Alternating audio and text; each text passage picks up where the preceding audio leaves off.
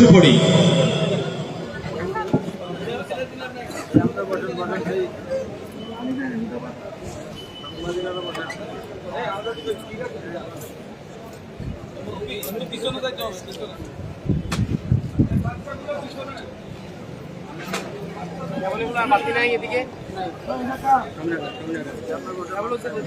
ভাই কি করবো, এদিকে যাইতে দেন, এদিকে যাইতে দেন।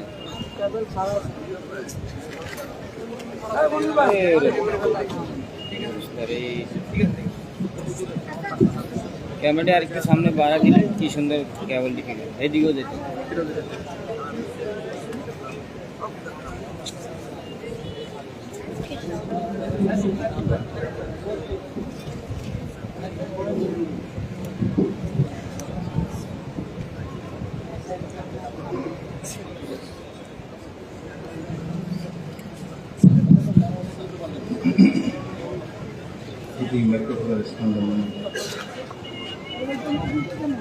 السلام عليكم ورحمة الله وبركاته.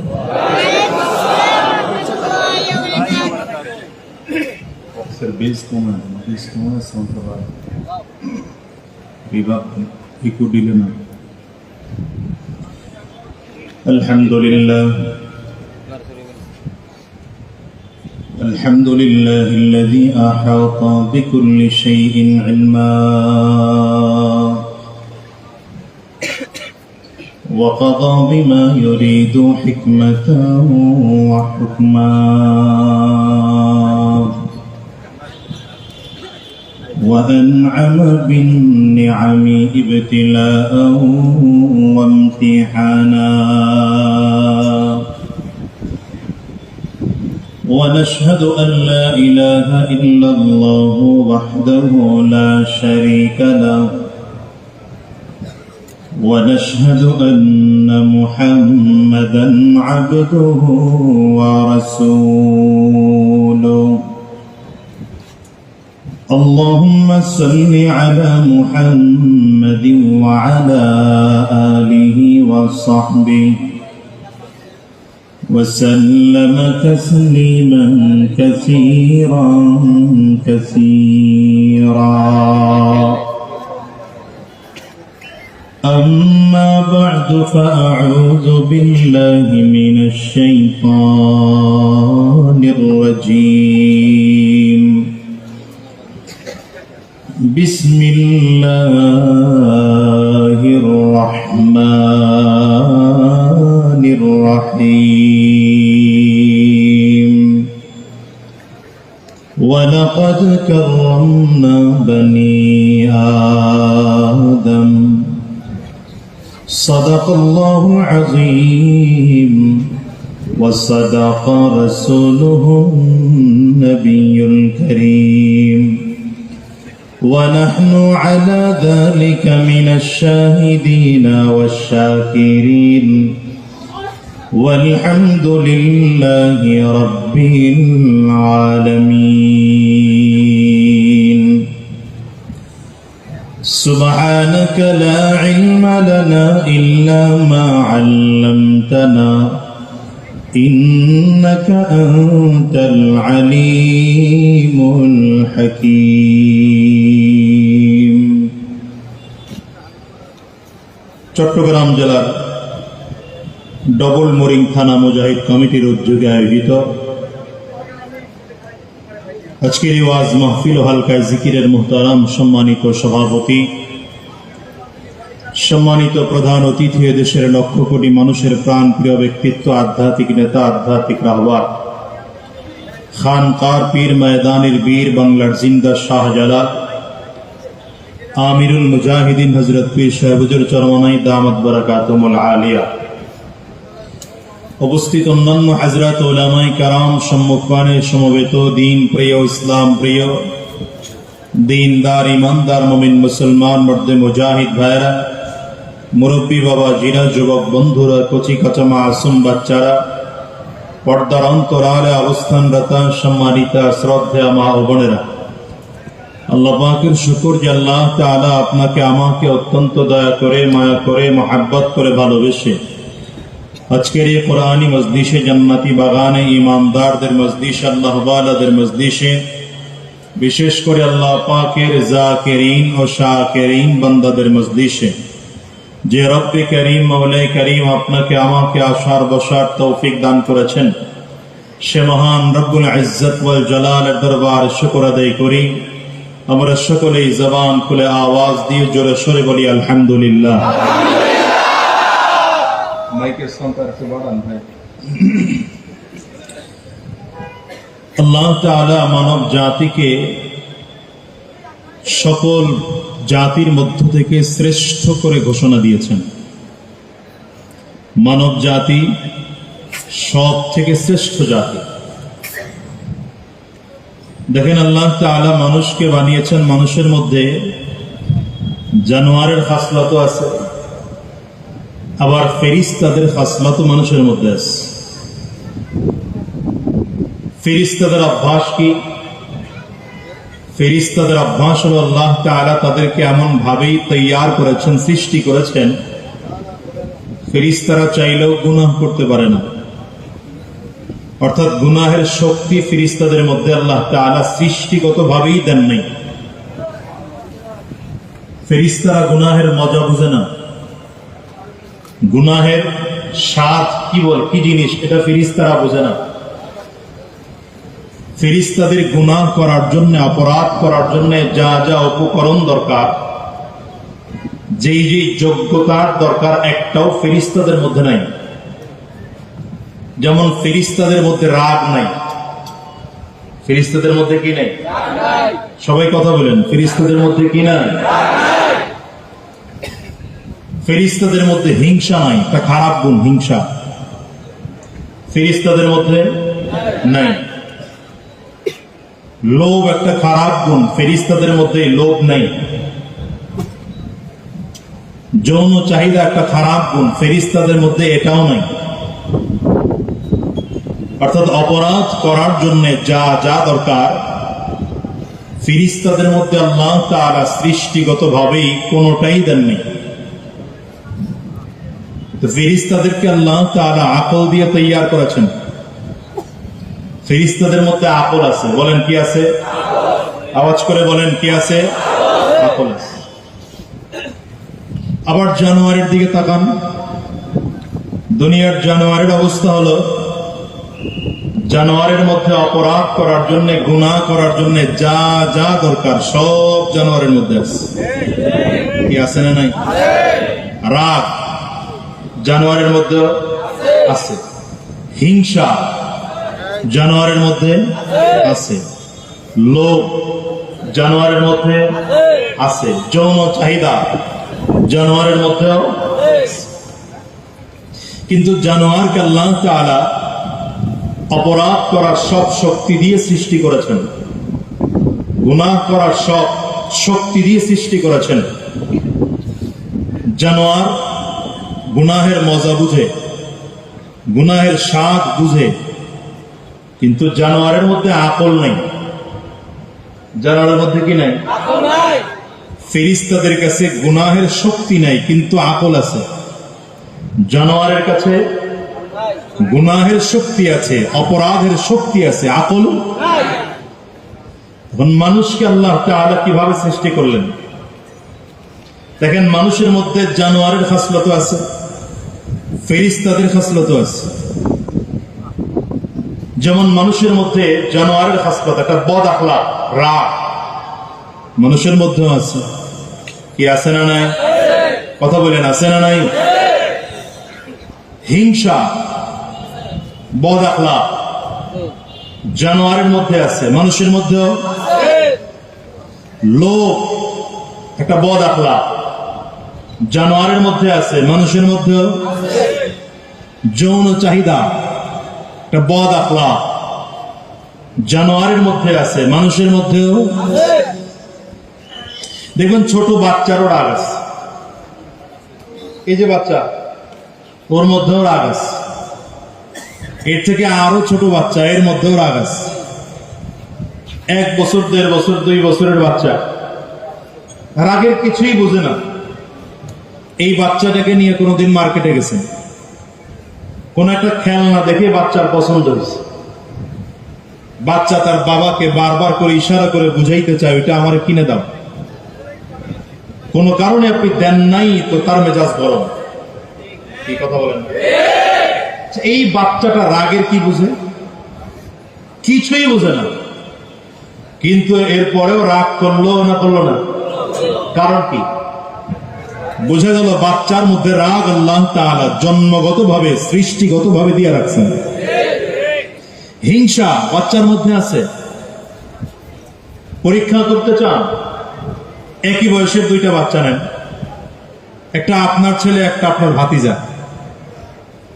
একদিন আপনার ছেলেকে আদর একটু কম করে ভাতিজাকে আদর বেশি করে, কি আপনার ছেলের মেজাজ গরম, সে আরেক দিকে ফিরে আসে, চোখ লাল হয়ে গেছে, চেহারা বেজার হয়ে গেছে। তার মানে বোঝা গেল এই বাচ্চাটার মধ্যেও হিংসার কিছুই বোঝে না, কিন্তু হিংসা আল্লাহ তাআলা সৃষ্টিগতভাবে ওর মধ্যে দিয়ে রাখছেন। লোভ বাচ্চাদের মধ্যে আছে। একই বয়সের দুইটা বাচ্চা বাজার থেকে আপেল কিনে আনছেন, একজনের দুইটা দেন আর একজনের একটা দেন। যাকে দুইটা দিচ্ছেন সে খুশি, যাকে একটা দিলাম সে বেজার। কি বোঝা গেল? বোঝা গেল বাচ্চার মধ্যে লোভ আছে। এটা জন্মগতভাবে সৃষ্টিগতভাবে আল্লাহ তাআলা ওর মধ্যে দিয়ে রাখছেন। এই বদ আখলাকের পাশাপাশি আল্লাহ তাআলা মানুষের মধ্যে ওই ফেরেশতাদের অভ্যাস, আকল, জ্ঞান, বিবেক, বুদ্ধি, এটা আল্লাহ তাআলা মানুষের মধ্যে দিয়ে রাখছেন। ফেরেশতাদের কাছে একটা আছে আর একটা নাই, জানোয়ারের কাছে একটা আছে আর একটা মানুষের কাছে, কথা বলে না, মানুষের কাছে দুইটা আছে। ফেরেশতাদের মধ্যে বদ আখলাক নাই কিন্তু আকল আছে, জানোয়ারের মধ্যে আকল নাই বদ আখলাক আছে, মানুষের মধ্যে আকলও আছে বদ আখলাকও আছে। আকলও আছে অর্থাৎ মানুষকে গুনাহ করার শক্তি আল্লাহ তাআলা সৃষ্টিগতভাবে দিয়ে বানাইছেন। মানুষের মধ্যে মানুষ সে গুনাহের মজা বুঝে, গুনাহের স্বাদ বুঝে। এখন আল্লাহ তাআলা দুইটা একসাথে কেন দিলেন?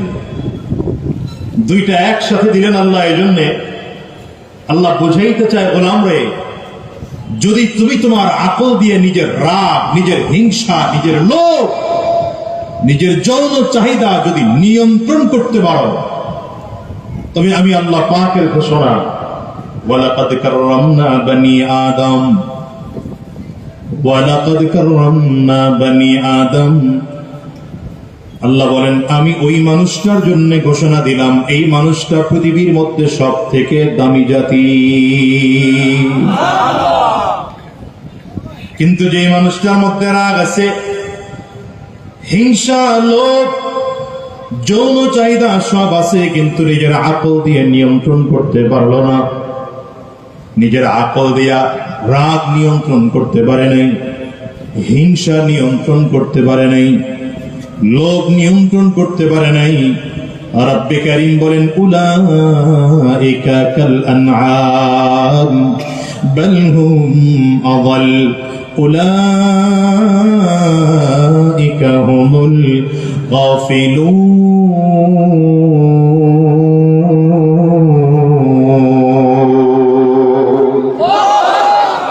আল্লাহ বলেন যে মানুষটার মধ্যে রাগ আছে, হিংসা আছে, লোভ আছে, যৌন চাহিদা আছে, কিন্তু নিজের আকল দিয়ে রাগ, হিংসা, লোভ এগুলোকে নিয়ন্ত্রণ করতে পারবে না।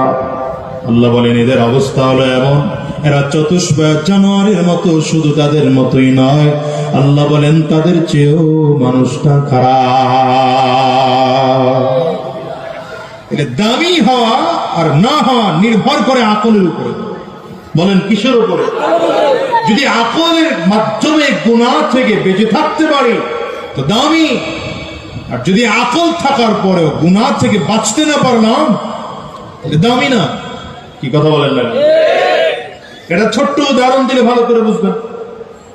দেখেন আল্লাহ তাআলা জানোয়ারের সাথে মানুষকে তুলনা করলেন কেন? জানোয়ারের কাজ কি বলেন তো? জানোয়ারের কাজ হলো খাওয়া আর ঘুম। জানোয়ারের কাজ কি বলেন না? জানোয়ারের কাজ কি? খাওয়ার। সারাদিন জানোয়ারটা ঘুমাবে, সারা রাত। সকাল 8টা 8:30 ওরে মাঠের মধ্যে নিয়ে বাইন্দা রেখে আসবেন। সারাদিন এই জানোয়ার শুধু খায়। কথা বলেন। এই খাইতে গিয়া হালাল নাই, হারাম নাই, সুদ নাই, ঘুষ নাই, ভালো নাই, মন্দ নাই, পাক নাই, না পাক নাই, জায়েজ নাই, না জায়েজ নাই, নিজেরটা নাই, পরেরটা নাই, যা পায় তাই আসতে পারে। না খায় না? হালালটা খায়, হারামটা খায় না। আপনি একটু গরুকে ভালো কোন আলেমরে দিয়া 1 ঘন্টা ধরে ওয়াজ করে বুঝাইলেন, দেখে এই যে এই তোরে ক্ষেতের মাঝখানে বাইন্ধা রাখলাম। আপনাদের দেশে 2 ক্ষেতের মাঝখানে এটারে কি বলে? আইল বলে। আইল তো ঠিক আছে, মিলছে। এই আইলের ডান সাইডেরটা আমার, বাম সাইডেরটা আরেকজনের। ডান সাইডেরটা খাওয়া হালাল, বাম সাইডেরটা খাওয়া হারাম। হুজুরের দিয়ে আওয়াজ করে শুনাইলেন গরুরে, সাবধান, ডান সাইডেরটা খাবি, বাম সাইডেরটা খাবি না। যদি বাম সাইডের ক্ষেতের মধ্যে মুখ লাগাও তাহলে তোর জুতা পিটা করা হবে, 100 দৌড়া লাগানো হবে, জাহান্নামের আযাবে 70,000 বছর জ্বলবি। ওয়াজ করে শুনাইলেন আর কি। গরু শুনছে? গরু খালি বলে আপনি বাঁধেন, বাইন্দা খালি রাস্তায় উঠেন। কি কথা হয় না? ঠিক না? গরু সারাদিন ওর খাওয়ার ঘুম ছাড়া দ্বিতীয় কাজ নাই। আর ও খাইতে গিয়ে হালাল হারাম, সত্য মিথ্যা, ভালো মন্দর বাদ বিচারের মধ্যে নাই। আপনার আমার সমাজে এমন কিছু মানুষ আছে না? আসতে কয় কারা কারা? রোগী এখানে থাকলে আসতে আওয়াজ হবে। রোগী এখানে থাকলে কি আমাদের সমাজে এমন কিছু মানুষ আছে না? না ঘুমায়, নামাজের খবর নাই, রোজার খবর নাই, পর্দার খবর নাই, ঘুমায়। ঘুম থেকে উঠলো 8টা 8:30, উনি গোসল টোসল করে অফিসে গেল, চাকরি করতে বসলো।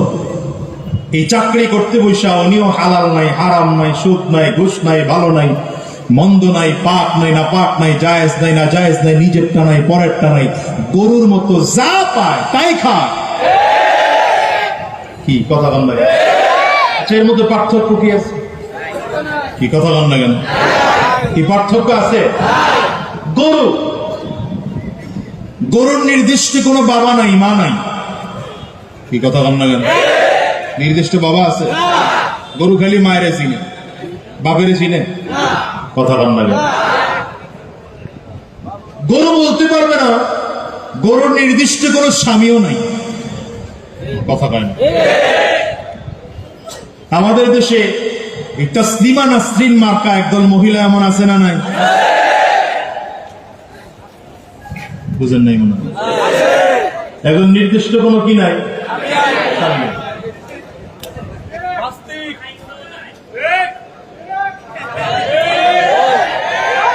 এই নাস্তিক মার্কা, তাসলিমা নাসরিন মার্কা বদমাশ গুলো এখন আবার তাদের অধিকার চায়। নাম দিয়েছে কি? নাম দিয়েছে এটা নারী অধিকার। কি অধিকার? এই কথা বলেন, কি অধিকার? নারী অধিকার কি এটাই তো তারা জানে না। নারী অধিকার চেয়েছে। এখন কি চাইল? বলে আমরা যে পতিতা আমাদেরকে লাইসেন্স দিতে হবে। নাউজুবিল্লাহর পাওয়ারটা মুসলমানের। এটা 5ই আগস্টের আগে হইলে ঠিক আছিল, কিন্তু 5ই আগস্টের পরে এই নাউজুবিল্লাহর আওয়াজ মানায় না। আরো জোরে বলেন। এরা বলে পতিতার লাইসেন্স চাই। কি কথা বল না কেন? আচ্ছা আমি এটা একটু পরে রাখি, আমি আগে বলি আপনাদেরকে। একজন লোক চুরি করে, আপনার কাছে এসে বলল, চেয়ারম্যান সাহেব আমি চুরি করবো, এটা লাইসেন্স চাই। আমার এই পেশাদার কি দিতে হবে? বৈধতা দিতে হবে। কে কে দিবেন? হাত তোলেন। কথা হয় না। একজনও নাই। একজন লোক ডাকাতি করে, সমাজে এসে বলল যে আমার স্বীকৃতি দেন, আমি যে ডাকাত এটার কি দেন? মানে আমার ডাকাতি পেশাটাকে বৈধ করতে হবে। কে কে দিবেন অনুমতি? একজনও না, একজন ছিনতাই করে। আপনি বললেন যে এটার পারমিশন দেন, স্বীকৃতি দেন, মানে আমার বই পেশাটা যেন বৈধ হয়। কি কথা বলেন? দিবেন? তো চুরির বৈধতার লাইসেন্স হয় না, ডাকাতির বৈধতার লাইসেন্স হয় না, খুনের বৈধতার লাইসেন্স হয় না, ছিনতাইকারীর বৈধতা লাইসেন্স হয় না। কথা বলেন না কেন?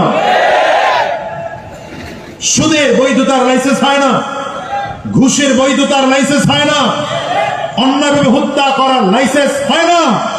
ঠিক তেমনি ভাবে কোনদিন পতিতার বিশ্বাবৃতির লাইসেন্স হতে পারে না। আমরা মোহতারাম ডক্টর ইউনূস সাহেবের সরকারকে বলবো, ভালো আছেন, ভালো থাকেন। কথা বলেন না কেন? আমরা চাই দেশের নির্বাচনে, যে একদল তো আছে এখনই চাই নির্বাচন, নির্বাচন দেন, খাওয়া শুরু করি।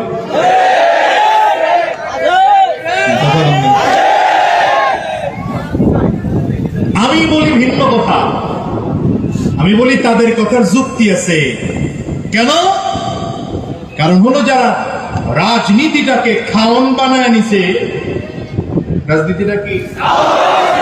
আপনি বলেন তো, বড় বড় রাজনীতিবিদদের ইনকামের রাস্তা কি? ব্যবসা আছে, চাকরি আছে, বাণিজ্য আছে, এরা কি দিয়ে খায়? তুই এত টাকার মালিক হলো কেমনি? জিজ্ঞাসা করছেন কোনদিন এত টাকার মালিক হলো কেমনি? ভোটে দাঁড়াইতে আবার তারে ভোটই দেন। আবার হুজুররা যদি গিয়ে দাঁড়ায়, তখন হুজুরেরা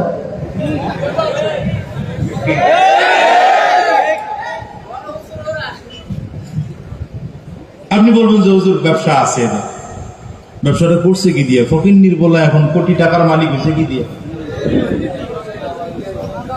এই রাজনীতিটাকে তারা ব্যবসা বানিয়েছে।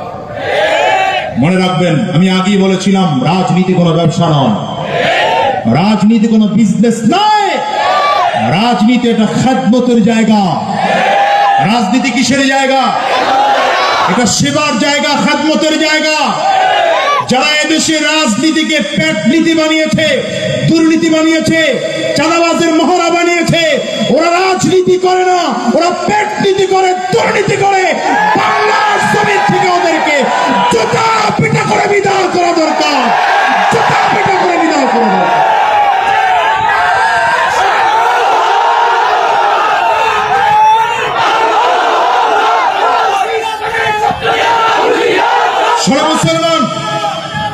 মুসলমান, এদেশের মানুষের ভোটের অধিকার হরণ করার কারণে যদি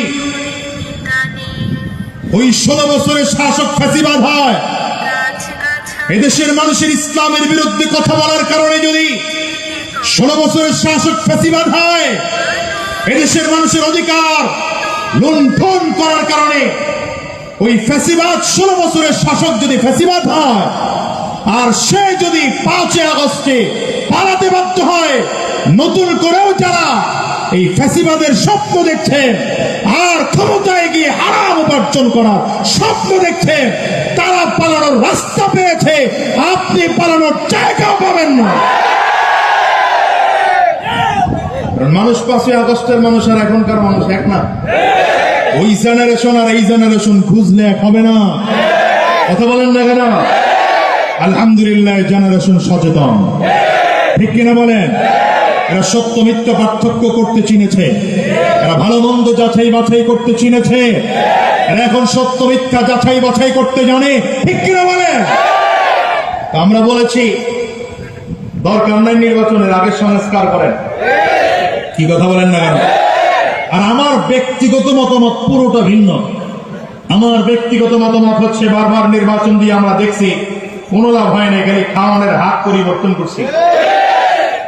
সে ক্ষমতার পরিবর্তন স্বাধীনতার পর থেকেই তো হয়েছে। কি কথা বলেন না কেন? 71-এর পর থেকেই 53 বছর পর্যন্ত কম পরিবর্তন তো হয় না। এই সরকার সেই সরকার, এই সরকার সেই সরকার, খাওয়ান বন্ধ হয়েছে, খালি হাত পরিবর্তন আছে। আগে মামায় খাইতো, এখন চাচায় খায়। কি কথা বলেন না কেন? আগে লামিয়া খাইতো, এখন কালামিয়া খায়। সুতরাং বলেছি, ডক্টর ইউনূস সাহেবের সরকার এখন পর্যন্ত যেহেতু দুর্নীতি করে নাই, বাজে কাজের মধ্যে লিপ্ত হয় নাই, বরঞ্চ ধীরে ধীরে সংস্কারের দিকে যাচ্ছে, আমার কাছে মনে হয় এটা আমি নিজের থেকে নিজে বলি, আগামী 5 বছর ডক্টর ইউনূস থাকুক এদেশে নির্বাচন করতে। কি কথা বলেন? কিন্তু ডক্টর ইউনূস সরকারকেও বলবো, যদি নারীবাদীর নামে এই পতিতাগুলো আপনার কাছে গিয়ে আবেদন জানায়, আর আপনার সরকার যদি পতিতাদেরকে এদেশে বৈধতা লাইসেন্স দিয়ে দেয়, মনে রাখবেন আপনাকে আমার বাংলার জনগণ যেভাবে সম্মানের চারে বসেছে, ওই সম্মানের চার থেকে নামিয়ে দিতে বাংলার জনগণের সময় লাগবে না। কারণ আমার কাছে আমার দেশ বড়, আমার কাছে আমার দিন বড়, আমার কাছে আমার ইজ্জত বড়, আমার কাছে সম্মান বড়। ঠিক কিনা আওয়াজ করে বলেন। রাগ করলেন আপনারা? শুরুতেই খুব গরম কথা বলে বলাইলাম, কষ্ট করে। আপনারা এগুলো শোনার জন্য অভ্যস্ত ছিলেন না মনে হয়। মনে রাখবেন, ওই যে আমি মাঝে মাঝে বলি যে এলাকায় চেয়ারম্যান হইয়া এখনো আছি আলহামদুলিল্লাহ, বালাই নেই তো, এলাকায় চেয়ারম্যান হইয়া লাভ হয় নাই তো, লস হয়েছে। মানে আমার ব্যক্তিগত এই আপনার সামনে চিল্লা পাল্লায় 2-4 টাকা যা দেন, এটি নিয়ে এলাকায় ঢালি। আগে তাও কিছু চিন্তা ভাবনা করতে পারতাম যে একের পরে করা যাবে, এখন তাও করার চিন্তা পাই না, কারণ সব তো ওখানে নিয়ে ঢালতে হয়। আমি দেখি ওখান থেকে ইনকামের রাস্তা নাই, খরচের রাস্তা আছে। কারণ সরকার আমার বেতন দেয় মাত্র 4,500। চেয়ারম্যানের বেতন কত? 10,000 পর্যন্ত নিতে পারে সরকার, দেয় 4.5, আর বাকিটা ইউনিয়ন পরিষদের ইনকাম থাকলে নিতে পারে। কারণ আমি চিন্তা করলাম 5 বছর যদি 10,000 করে কামাই, কত পাবো? 6 লাখ। কথা বলেন। এখন নির্বাচনে যারা কোটি কোটি টাকা খরচ করে, এরাও তো 6 লাখ কামায় নাকি? হ্যাঁ, আপনি কি মনে করছেন?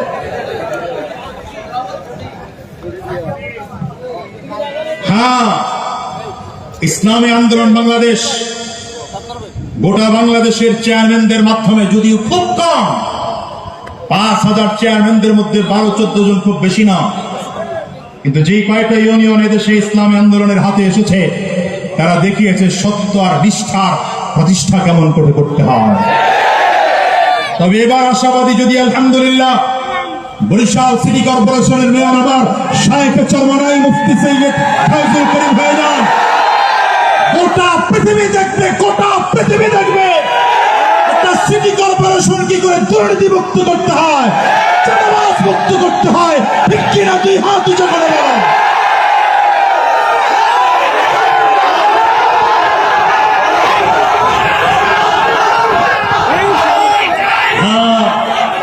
হুজুররা ক্ষমতায় গেলে ঝামেলা আছে। হুজুররা ক্ষমতায় গেলে একদল হুজুররা যেন ক্ষমতায় যেতে না পারে, খুব উঠে পড়ে লেগে গেছে। ডেট অলরেডি 2টা শেষ। তবে বলেছি, তৃতীয়বার ঘরে ফিরে যাওয়ার জন্য রাজপথে নামব না। কি কথা বলেন না? আমার শায়েখের পাওয়ারও কিছু নাই, হারানোরও কিছু নাই। হারানোরও কিছু নেই, পাওয়ারও কিছু নেই। কারণ আল্লাহ তাকে যে সম্মান দিয়েছেন, যে মর্যাদা দিয়েছেন, এটা সিটি কর্পোরেশনের মেয়র তার জন্য অনেক বড় কিছু না। কিন্তু বাংলাদেশের মানুষকে ইসলামের শাসন দেখানোর জন্য এদেশের শায়েখে চরমনাইয়ের মতো ব্যক্তির মেয়র হওয়ার দরকার। ঠিক না বলেন? এই বাংলাদেশে যদি পীর সাহেব চরমনাই কোনদিন মন্ত্রী হয়ে যান, প্রধানমন্ত্রী, প্রেসিডেন্ট হয়ে যান, সেদিন দেখবে দেশের মানুষ ইসলাম কত সুন্দর। সুতরাং চেষ্টা করতে থাকেন। পরিবর্তনের ছোঁয়া একবার যেহেতু লেগেছে, পরিবর্তনের ছোঁয়া যেহেতু একবার লেগেছে, আমি বলি এবার চূড়ান্ত পরিবর্তন করে ছাড়ব। আর উলামায়ে কেরাম ধীরে ধীরে দূরত্বের সরিয়ে এসেছে। এখন হাতে হাত রাখতে শুরু করেছেন উলামায়ে কেরাম, কাঁধে কাঁধ মেলাতে শুরু করেছেন উলামায়ে কেরাম। আপনাদেরকে বলতে চাই, চট্টগ্রামের মুসলমান, বীর চট্টগ্রামের মুসলমান, তোমাদের কাছে জানতে চাই, যদি বাংলার জমিনে নতুন করে আবার ইসলাম কায়েমের জন্য নতুন করে ডাক দেওয়া হয়। যেমন 47-এ রক্ত দিয়েছিলাম, যেমন 71-এ রক্ত দিয়েছিলাম, যেমন 5-এ রক্ত দিয়েছিলাম, ঠিক তেমনি ভাবে যদি আবার নতুন করে ডাক দেওয়া হয় এই বাংলার জমিনে ইসলাম কায়েম করার জন্য উলামায়ে কেরামদের নেতৃত্বে তথা পীর সাহেব চরমনার নেতৃত্বে যদি রক্ত ছড়াতে হয় রক্ত ছড়াবো, যদি জীবনটাও দিতে হয় কারা কারা তৈয়ার আছে?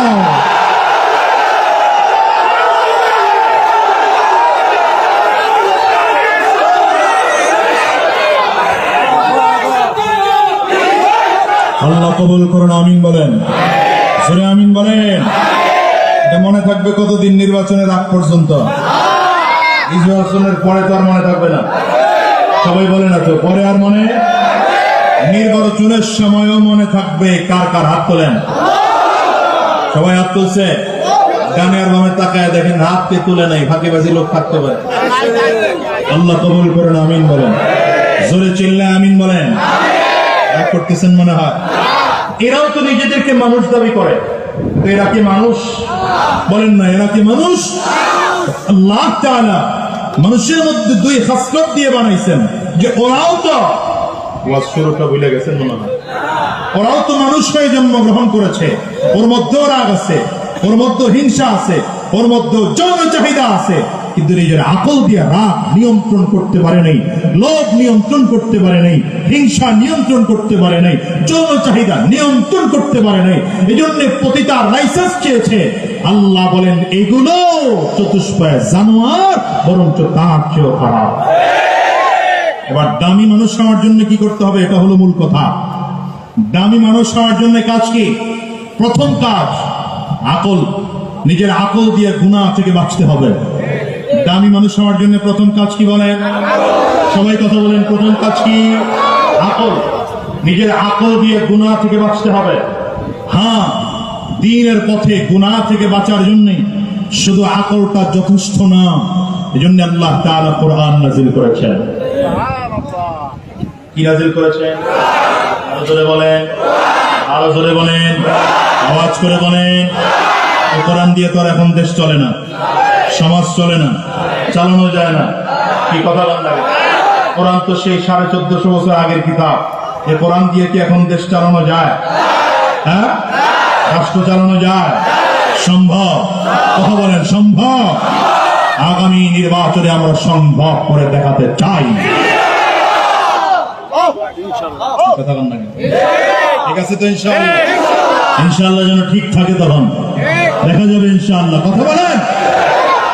আরে ভাই, পীর সাহেব চরমনার নেতৃত্ব এখন বাংলাদেশে পরীক্ষিত নেতৃত্ব। কি কথা বলেন না? এতদিন অনেকের অনেক সন্দেহ ছিল, কতজন কত ধরনের আমাদের অপবাদ সহ্য করতে হয়েছে, কিন্তু 5 আগস্ট, 4 আগস্ট, 3 আগস্ট, বিশেষ করে বৈষম্য বিরোধী ছাত্রদের আন্দোলনে কোন রাজনৈতিক দল তাদের নেতৃত্ব ব্যানার নিয়ে নামতে যখন সাহস পায়নি, পীর সাহেব চরমনাই তখন ঢাকা রাজধানীতে নেমেছে। আমি তো বহু আগেই বলেছি, পীর সাহেব চরমনাই দালাল। তুমি কোন দলের আর ব্যক্তির দালাল না, মদিনাওয়ালার দালাল। আর দালাল দালাল করে যারা তাসবিহ জপত, দিন শেষে তাকিয়ে দেখে ওরাই দালাল। কি কথা বলেন? হ্যাঁ, এটা মনে রেখেন। রাগ করতেছেন মনে হয়, অসুবিধা হইতেছে বুঝি আমার ভাইরা। সুতরাং পীর সাহেব চরমনাইয়ের নেতৃত্ব পরীক্ষিত নেতৃত্ব। কথা বলেন না? বলিষ্ঠ নেতৃত্ব। 20 বছর আগে যা বলেছেন এখনো তা বলছেন, কথায় নড়চড় নেই। কি কথা বলেন না কেন? ওই শুরুতে যেমন বলেছিলেন আগে সংস্কার পরে নির্বাচন, এখনো কথা ওই একটাই, আগে সংস্কার পরে নির্বাচন। ইতিমধ্যে কিছু দলের বুলি চেঞ্জ হয়ে গেছে। কথা বলেন না কেন? আল্লাহ এই জন্যে আকলটাকে পরিচালনার জন্য কোরআন লাগবে। আকল পরিচালনার জন্য কি লাগবে? এই জন্য আল্লাহ কোরআন পাঠিয়েছেন। শুধু 114 সূরাওয়ালা কোরআন, 30 পারাওয়ালা কোরআন। আবার শুধু কোরআন আল্লাহ তাআলা পাঠান নাই, কোরআন তো রবের কালাম। গোলাম যদি কোরআনের ভাষা না বুঝে, এজন্য কোরআনের সাথে উস্তাদ পাঠিয়েছে। এই উস্তাদ কি কোরআনের? উস্তাদ কে কোরআনের? আল্লাহ তাআলা নিজেই বলেন হুয়াল্লাযী বা'আসা ফিল উম্মিয়িনা রাসূলা হুয়াল্লাযী বা'আসা ফিল উম্মিয়িনা রাসূলাম মিনহুম ইয়াতলু আলাইহিম আয়াতি। আমি আমার মূর্খদের মাঝে আমার নবীকে পাঠাইলাম। আমার নবীর প্রথম দায়িত্ব হলো কোরআন কারীম তেলাওয়াত করে গোটা জাতিকে তারা শোনাবে।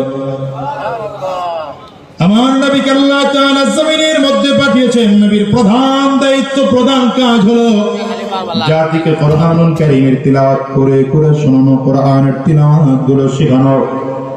তার মানে আল্লাহ তাআলা প্রথমেই বুঝাইতে চাইলেন দুনিয়ার মানুষ, যদি আমার খুব প্রিয় বান্দা হতে চাও তাইলে কোরআনের বিকল্প নাই। এই জন্য মানুষ যদি মানুষ হতে চাও তাইলে এক নম্বর আকল দিয়ে গুনাহ থেকে বেঁচে থাকো। যদি আকল গুনাহ থেকে বেঁচে থাকার জন্য যথেষ্ট না হয়, আল্লাহ বলেন তাইলে আমি আল্লাহ তাআলা 30 পারাওয়ালা কোরআন তোমার কাছে দিলাম, 114 সূরাওয়ালা কোরআন তোমার সামনে দিলাম। এই কোরআনুল কারীম যদি না বুঝো তাইলে আমার নবীকে তোমার কাছে পাঠাইলাম। নবীর মাধ্যমে কোরআন বুঝে বুঝে বুঝে বুঝে তারপরে আমল করে জান্নাতি হইয়া জমিন থেকে বিদায় নাও। এই কোরআন নাযিল হওয়ার পরে একদল ঈমানদার হয়ে গেলেন আর একদল বেঈমান হয়ে গেল। এই কোরআন নাযিল হওয়ার পরে আবু বকর সিদ্দিক রাদিয়াল্লাহু আনহুর মতো মানুষ পৃথিবীর দামি মানুষ হয়ে গেলেন। নামে কাছাকাছি মিল থাকলেও আবু জাহাল কিন্তু জাহান্নামের আসামি হয়ে গেল। আবার দ্বিতীয় দিকে ভালো করে তাকাও, আবু জাহালের নাম কিন্তু আমার নবীজির দ্বিতীয় নম্বর খলিফা ওমর ইবনুল খাত্তাব রাদিয়াল্লাহু আনহুর নাম কিন্তু আমার। দুইজনের নাম ওমর। একজন জান্নাতের মেহমান হয়ে গেলেন কোরআন ধরার কারণে, আরেকজন কোরআন ও নবীর বিরোধিতা করার কারণে জাহান্নামের আসামি হয়ে জমিন থেকে বিদায় হয়। ঠিক না? এই ওমর রাদিয়াল্লাহু আনহু কি জানো দুনিয়ার মানুষ?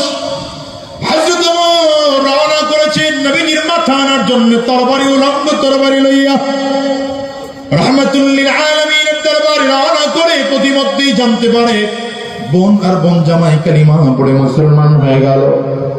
বাড়িতে রওনা করলেন, দরজার উপরে লাঠি মেরে দরজা ভেঙে ঘরের মধ্যে ঢুকে তাকিয়ে দেখলেন বোন আর বোন জামাই কোরআন পড়ে।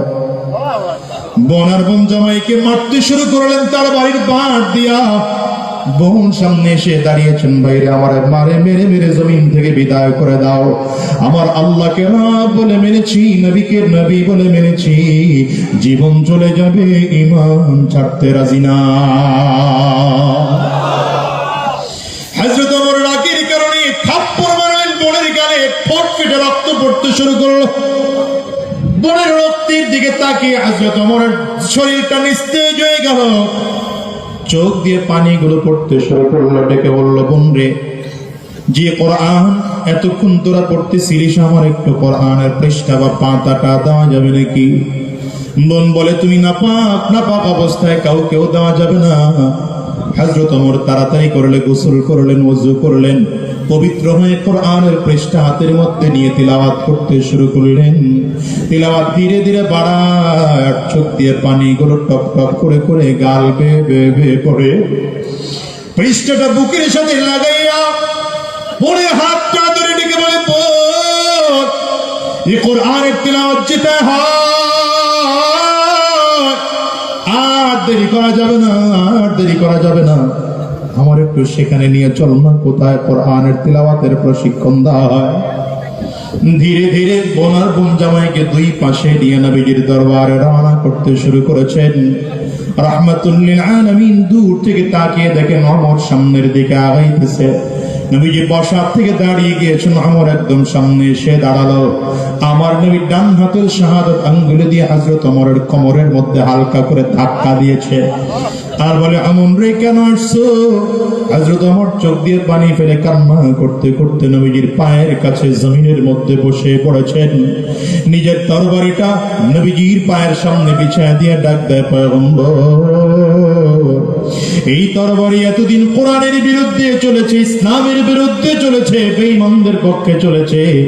আজকে থেকে এই তরবারি বেঈমানদের বিরুদ্ধে আর বেঈমানদের পক্ষে চলবে না, ইসলামের পক্ষে, কোরআনের পক্ষে, দ্বীনের পক্ষে চলবে। হযরত আমার হাতটা বাড়িয়ে দিলেন, পয়গম্বর হাত বাড়িয়ে দিলেন, কালিমা পড়া দেন, মুসলমান হয়ে যাব। এ দুনিয়ার মুসলমানেরা নামে তো ঠিকই মিল আছে, এক অমর হলো আবু জাহাল, আরেক অমর হলো ওমর ইবনুল খাত্তাব। এক অমর জাহান্নামের আসামি হয়ে গেল, আরেক অমর আল্লাহর জান্নাতের মেহমান হয়ে জমিন থেকে বিদায় নিল। কি বোঝা গেল দুনিয়ার মুসলমানেরা? শোনো, কোরআনুল কারীম যখন নাযিল হয়ে গেল, আমার নবী যখন নবুয়ত প্রাপ্ত হয়ে গোটা মানুষদেরকে দ্বীনের দাওয়াত দিতে শুরু করলেন, মানুষদের মধ্যে দুইটা দল হয়ে গেল। একদল নবীকে মানতে শুরু করলেন, আর একদল বিরোধিতা করতে শুরু করেছেন। যারা মেনেছেন তারা কামিয়াব, তারা জান্নাতি হয়ে গেলেন। মনে রাখবেন সাহাবায়ে কেরাম আল্লাহ তাআলার যখন আল্লাহ পাকের উপরে ঈমান এনে আল্লাহকে রব বলে মেনে নিলেন, আমার নবী 10 জন সাহাবীকে জান্নাতের সার্টিফিকেট দিয়েছেন নিজের জীবদ্দশায়। শুধু 10 জন সাহাবীকে জান্নাতের সার্টিফিকেট নয়, বরং আমার নবী আরো সার্টিফিকেট দিলেন। বদরের ময়দানে যারা হাজির হয়েছে, আল্লাহ তাদের জিন্দেগীর গুনাহগুলো মাফ করে দিলেন।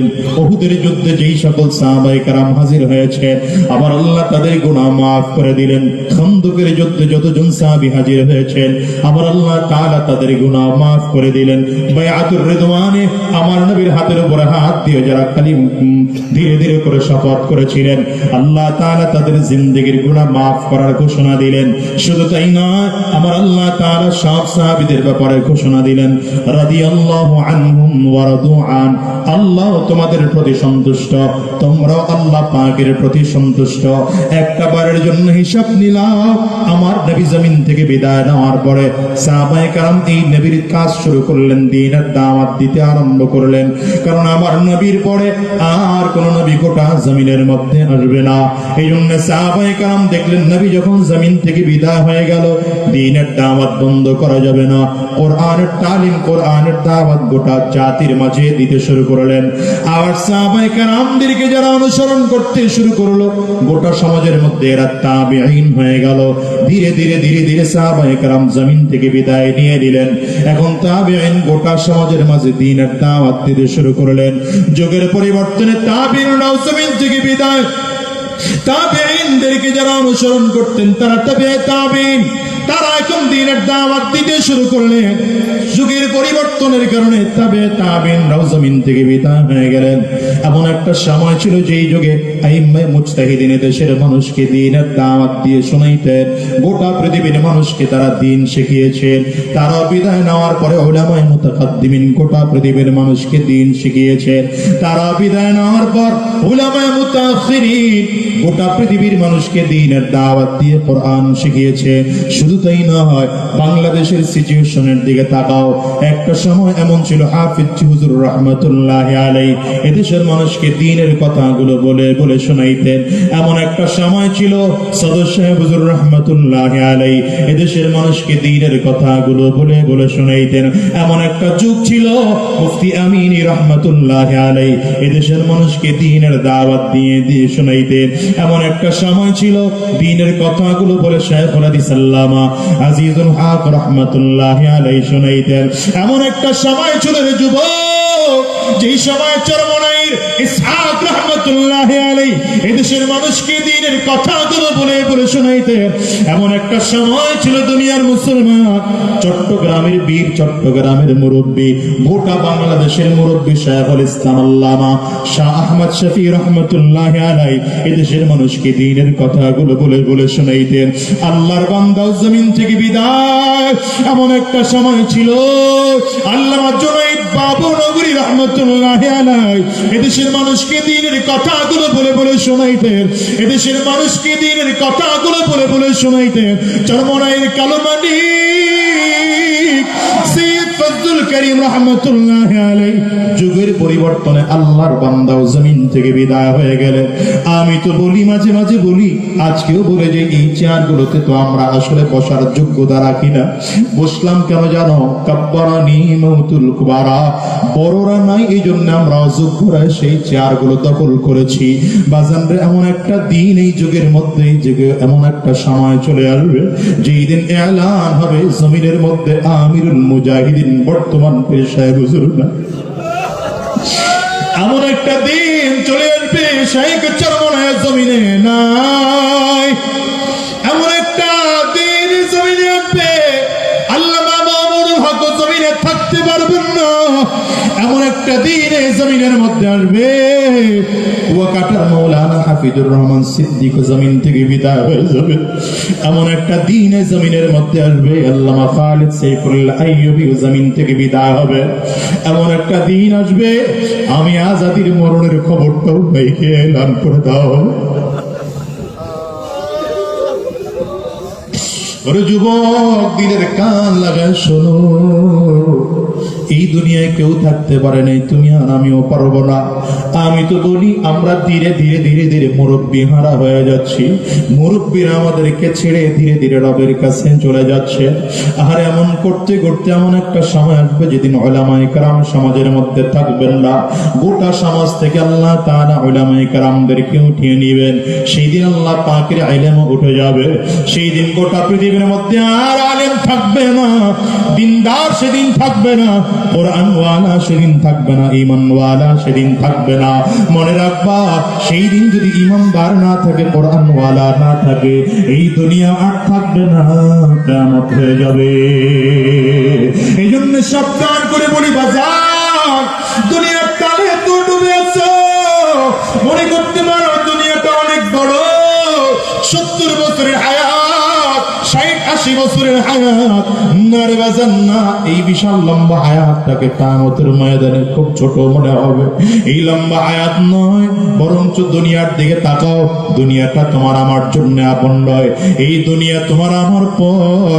দুনিয়ার জন্য যত চেষ্টা করি, ফিকির করে, মেহনত করি, এই দুনিয়া তোমাকে আমাকে দুনিয়ায় থাকতে দেয় না, বরঞ্চ দুনিয়াটা তোমাকে আমাকে গরিব বানায় জমিন থেকে পাঠাইয়া দেয়। দুনিয়ায় কত টাকা আনা, কত পয়সা আনা, কত টাকা অর্থ সম্পদের মালিক আজকে রাস্তার পাশে ঘুমায়, 3টা টুকরা কাপড়ের প্যাকেট বানাইয়া মাত্র 3.5 হাত পাটির মধ্যে তারা শোয়া রাখছে। বাজার এমন আছে না নাই? চিৎকার করে জোরে জোরে বলো। আমি তো বলি, যেই টাকা যেই বাড়ি গাড়ির জন্য এত মেহনত করলা, ফিকির করলা, দেখো তো তাকাইয়া আমার দেশের মানুষগুলো যারা বাড়ি করে, বাড়ি করার আগে কোন ইঞ্জিনিয়ারকে দিয়ে এটার প্ল্যানিং করাইলে ভালো হবে, খুঁজে খুঁজে সেই ইঞ্জিনিয়ারকে দিয়ে প্ল্যানিং করায়। কোন কোম্পানির রড কিনলে বাড়িটা ভালো হবে, খুঁজে সেই কোম্পানির থেকে রড কিনলা। খুঁজে খুঁজে কোন কোম্পানির সিমেন্ট কিনলে ভালো হবে, খুঁজে খুঁজে সেই কোম্পানির থেকে সিমেন্ট কিনলা। কোন মিস্ত্রিকে দিয়া কাজ করাইলে বিল্ডিংটা ভালো হবে, খুঁজে খুঁজে সেই মিস্ত্রিকে দিয়া কাজ করাইলা। কিন্তু একটা বারের জন্য কি ফিকির করেছে রে যুবক? এই বাড়িটা কার জন্য তুমি করো? তুমি যেই নিজের বাড়িটা করতেছ, 5 বছর 10 বছর সময় লাগাইয়া বাড়িটা তৈরি করলা, এই বাড়িটা তুমি থাকতে পারলা না, বাড়ির থেকে বিদায় হয়ে গেল। এই বাড়িটা তোমার সন্তান মালিক হয়ে সে ভোগ করতেছে, অথবা তার সন্তান মালিক হয়ে এখানে ভোগ করতেছে। আমি তো হিসাব করে দেখি, এই যে কয়েকদিন আগে আমি আর নিজের ঘর দেখতেছিলাম, বাচ্চা 2টাকে সাথে নিয়ে আমার ঘর দেখতেছি, কাজ চলতেছে। ছোট বাচ্চাটা বুঝে না, বলতে বলতে বলে ফেলছে, আব্বু মরে গেলে তো বাড়িটা আমাদেরই হবে।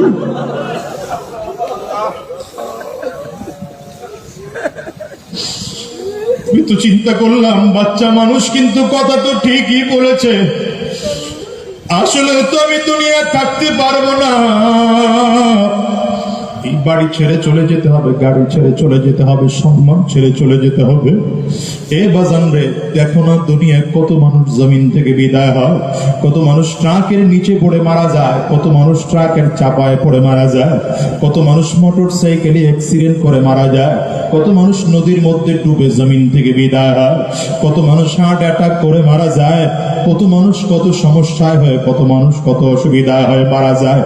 একটা বারের জন্য কি খেয়াল করেছে যুবক, যে দুনিয়ার জন্য এত ফিকির, এত চেষ্টা, এত মেহনত, ওই দুনিয়া তোমার আপন নয়, দুনিয়া তোমার পর।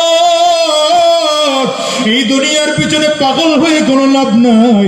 আমি তো খেয়াল করে দেখো, ভালো করে খেয়াল করে দেখো, এই দুনিয়ার টাকাওয়ালা, ক্ষমতাওয়ালা, সম্মানওয়ালা সব পড়ে থাকবে, মাত্র 3টা কাপড়ের প্যাকেট হয়ে জমিন থেকে বিদায় হওয়া লাগবে। বাজানরা তাকায় দেখো না, দুনিয়ার যতগুলো মানুষ আছে আজকের এই ময়দানেও যারা হাজির, সব কবরের যাত্রী। এই দুনিয়ায় কেউ চিরস্থায়ী থাকার জন্য আসে নাই রে বাজার।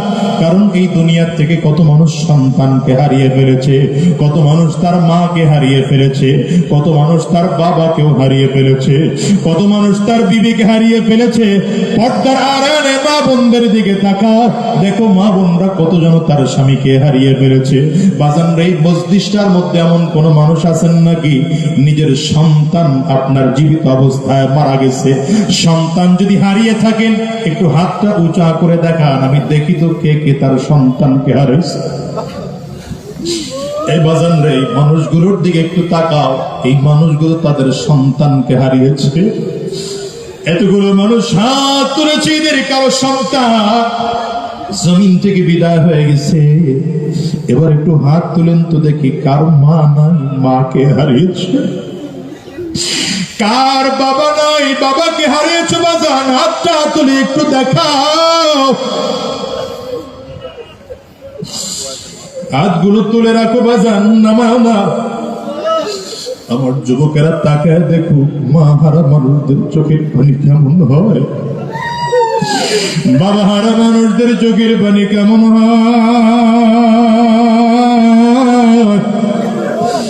আরে সন্তান হারা মানুষদের চোখের পানি কেমন হয়। যুবক রে, মানুষগুলোর চেহারার দিকে একটু তাকিয়ে তাকিয়ে দেখো, মানুষগুলোর চোখের পানি ফেলে হাত তুলেছে। এদের কারো করে মা নাই, কারো করে বাবা নাই, কারো সন্তান বিদায়। ও যুবক রে, হিসাব মিলাও, এমন একটা দিন আসবে যেদিন তোমাকে আমাকেও জমিন থেকে বিদায় হওয়া লাগবে। আজরাইল তোমার আমার সামনে এসে দাঁড়ায় যাবে। হিসাব করে দেখো না, কবরে তোমাকে আমাকেও যেতে হবে। সাবধানে, কবর বড় ভয়ঙ্কর। কবর কিন্তু বারবার করে বলে, আনা বাইতুল জুলমা, আনা বাইতুল ওয়াহদা, আনা বাইতুত তুরাব। কবর বলে, আমি বড় একাকীর ঘর, আমি বড় অন্ধকার ঘর, আমার কাছে সাথী নাই, বাতি নাই, দুনিয়ার কোনো কিছুই নাই, আমি শুধু চিনি আমল। ভালো আমল করে যদি আসতে পারো, কবরে বলে ভালো আচরণ করব। আর যদি ভালো আমল করে আসতে না পারো, কবর বলে আমার ডানেও মাটি, বামেও মাটি, সামনেও মাটি, পেছনেও মাটি। আমি দুই দিক থেকে কবরের মাটিগুলো একত্রিত হইয়া গুনাহগারের লাশটাকে এত জোরে চাপ মারবো, এক বছরের হাড্ডি কিন্তু আরেকটা পাজরায় নিয়ে পৌঁছাইয়ে দেব। এই বাজার গুনাহগার যখন কিয়ামতের ময়দানে দাঁড়াবে, গুনাহগার তাকিয়ে দেখবে সূর্য মাথার মুঠো মাত্র উপরে দেখা যায়, মাথার মগজগুলো সূর্যের তাপে টকবক করে করে ফুটতেছে এমন মনে হয়। আহারে জমিনটা তামার। মানুষ তাকিয়ে দেখবে জাহান্নামের আগুন। ডান দিক থেকে গরিব গরিব আওয়াজ দিয়ে সামনের দিকে আগায়, বাম দিক থেকে আগায়, সামনের দিকে আগায়, পেছন দিক থেকে আগায়। মানুষগুলো পাগল পাড়া হয়ে যাবে।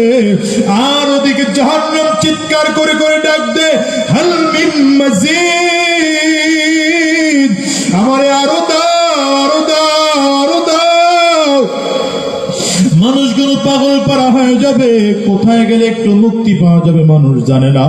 কারো হাঁটু পর্যন্ত ঘাম থাকবে, কারো টাকনো পর্যন্ত ঘাম থাকবে, কারো কোমর পর্যন্ত ঘাম, কারো টাকনো হাত পর্যন্ত ঘাম, কারো কাঁধ পর্যন্ত ঘাম, কারো কেউ ঘামের সাগরের মধ্যে হাবুডুবু খাইতে থাকবে। ও বাজান, অবস্থাটা তো ভয়ঙ্কর। সন্তান বাবা মাকে চিনবে না, বাবা মা তার সন্তানকে চিনবে না, বন্ধু তার বন্ধুকে চিনবে না, ভাই তার ভাইকে চিনবে না, স্ত্রী তার স্বামীকে চিনবে না, স্বামী তার স্ত্রীকে চিনবে না। হিসাব মিলায় দেখো, ওই কবরে আপন একমাত্র কে? চিল্লায় জোরে কার? আর হাসরের ময়দানে আপনকে ওই মাওলার পাগল যদি হয়ে বিদায় না যায়, তাইলে দুনিয়াতেও শান্তি নাই, কবরেও শান্তি নাই।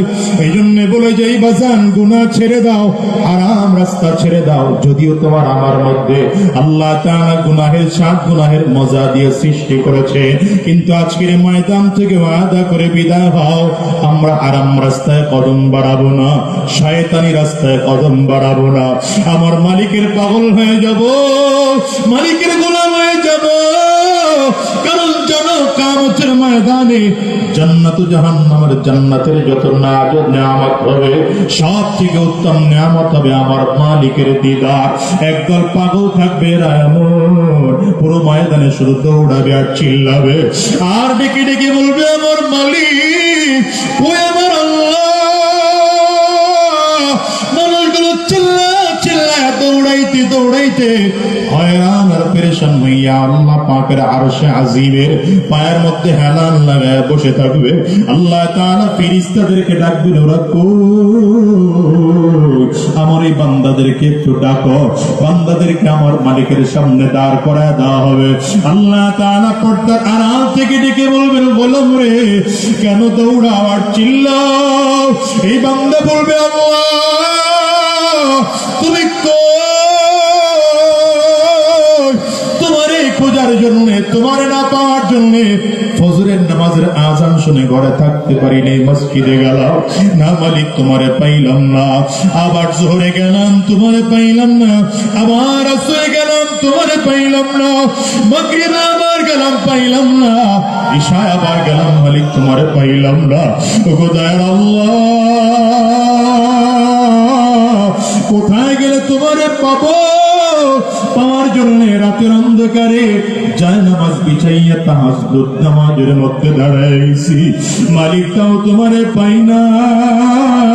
তোমারে পাওয়ার জন্য টঙ্গীর ইজতেমা ময়দানে 3 দিন গিয়ে পড়েছিলাম না, তোমারেও গিয়ে সেখানে পাই নাই। আল্লাহ উজানির দরবারে গিয়ে পড়েছিলাম, সেখানেও গিয়ে পাই নাই। চরমনার আল্লাহর কুতুবের দরবারেও 3 দিন গিয়ে পড়েছিলাম, আল্লাহ সেখানেও গিয়ে তোমারে পাই না। অনেক তুমি কই? কিয়ামতের ময়দানেও তোমারে কি দেখতে পাবো না? আল্লাহ তাআলা ফেরেশতাদেরকে ডাক দিবেন, ফেরেশতারা তাড়াতাড়ি কর, আমি আমার এই বান্দাদেরকে অনেক ঘোরাইলাম, আর ওদেরকে ঘোরাবো না, ঘোরাবো না। আমি আল্লাহ পাকের নূরের পর্দাগুলো সরায় দাও। আল্লাহ পাকের নূরের পর্দাগুলো যখন সরায় দিবে, বান্দা সরাসরি আমার মালিকের দিদার করবে। আমার মালিক এত সুন্দর, আর আমার মালিক এত সুন্দর। বান্দা যখন আমার মালিকের দিকে তাকাবে, এক নজরে 70,000 বছর চলে যাবে, বান্দা একটা চোখের পলক পর্যন্ত ফেলবে না। রুগিল মাজিদ নিয়ামত হায় তু সবসে বেহতর, রুগিল মাজিদ নিয়ামত হায় তু সবসে বেহতর নিয়ামত দিদার তু। আর কবি বলে, জান্নাতের মধ্যে যত নাজ নিয়ামত আছে, সব থেকে উত্তম নিয়ামত হলো আমার মালিকের দিদার। ওই মালিকরে কি দেখতে চাও রে যুবক? কারা কারা দেখতে চাও? কারা কারা দেখতে চাও? তাইলে চিল্লায়া মালিকের জোরে ডাক দাও, আল্লাহ। আওয়াজ দিয়ে গলা ফাটাইয়া ডাকো, আল্লাহ। চোখের পানি ফালাইয়া আমার মালিকের ডাকো, আওয়াজ দিয়ে জোরে সোরে আমার মালিকের ডাক দাও না। দয়ার আল্লাহ,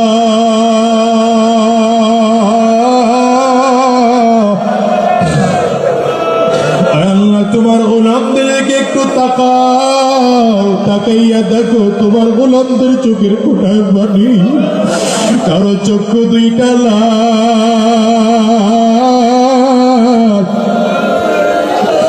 আল্লাহ আমরা গুনাহ করে ফেলেছি, অন্যায় করে ফেলেছি, পাপ করে ফেলেছি। ওয়াদা করলাম 2 হাত উঁচা করে আর গুনাহ করব না, আর হারাম রাস্তায় কদম বাড়াবো না, আর 1 ওয়াক্ত নামাজ ছাড়বো না, আর শয়তানি রাস্তায় চলবো না। আল্লাহ, আল্লাহ তোমার গোলামদের দিকে কুদরতি নজর দিয়া তাকাও।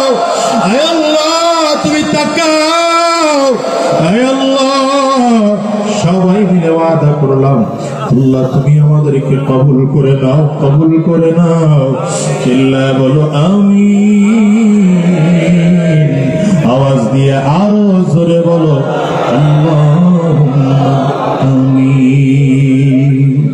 মাওলার ইশকে জালে আগুন, মাওলার ইশকে জালে আগুন, নিভাইলে যে নিবে না, জলে পুরে ছাই হইল এই যে পাগলের সিনা, জলে পুরে ছাই হইল এই যে পাগলের সিনা।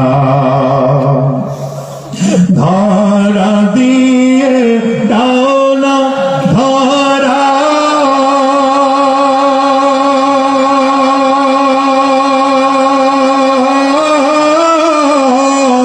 কাছে থেকেও দাও না সারা, ধরা দিয়ে দাও না ধরা,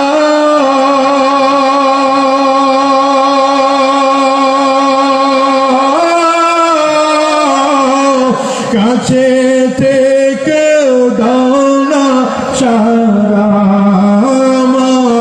এই বুকেতে বইছে খরা, এই বুকেতে বইছে খরা, না পাওয়ারি যাত না, জলে পুরে ছাই হইল এই যে পাগলের সিনা, জলে পুরে ছাই হইল এই যে পাগলের সিনা, জলে পুরে ছাই হইল এই যে পাগলের সিনা। আমার ভাইরা, লম্বা সময় নেওয়ার মতো আর সুযোগ নাই, যেহেতু হযরত পীর সাহেব হুজুর জন্ম নাই, খুব আগে আমাদের সামনে কাছে চলে আসছেন। অল্প সময়ের মধ্যে হুজুর স্টেজে চলে আসবেন ইনশাআল্লাহ। এই মাহফিল পেয়ে আপনারা খুশি না বেজা? চট্টগ্রামে হুজুরের সফর খুব বেশি হয় না, এবছর যেহেতু হুজুর সফর দিয়েছেন, এই মাহফিলটা প্রতি বছর হোক। আপনারা চান কি চান না?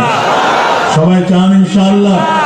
যদি চান, এতগুলো মানুষের মধ্যে তাকিয়ে দেখেন, আজকে এই মাহফিলের লাইট, স্টেজ, প্যান্ডেলে কিছু খরচ আছে না নাই বাজান? জোরে বলেন, খরচ আছে না নাই? আমি এতগুলো মানুষের মধ্যে আজকের এই মাহফিলের খরচ থেকে একটু সহযোগিতা করার জন্য, আজকের এই মাহফিলের খরচের সহযোগিতা করার জন্য আল্লাহর একজন বান্দা চাই, যিনি বলবেন হুজুর